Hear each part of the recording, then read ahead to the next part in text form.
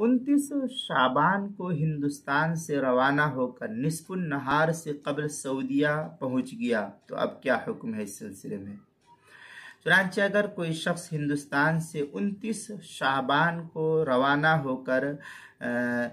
निस्फुन नहार शरई यानी जिसको ज़हवे कुबरा कहा जाता है, इससे कबल सऊदीया पहुंचा, जबकि वहाँ रमज़ान मुबारक शुरू हो चुका था और लोग रोज़े से थे, तो अगर इस शख्स ने सुबह सादिक के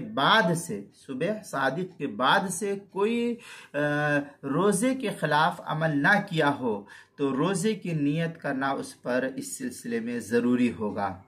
और उसका रमज़ान का रोज़ा मुअतबर शुमार कर लिया जाएगा।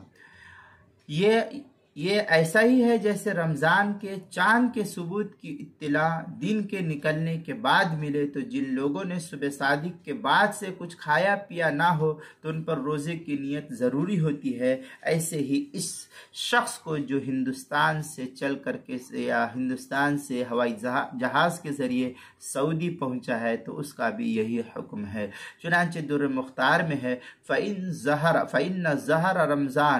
रमज़ानियतुहु फ़अन्हु क़ाल शामी ऐ फ़यक़अउ अन रमज़ान लिवजूद असली निय्या व हुवा काफ़ु फ़ी रमज़ान लिअदम लुज़ूम तअयीन फ़ीही। दुर्र मुख्तार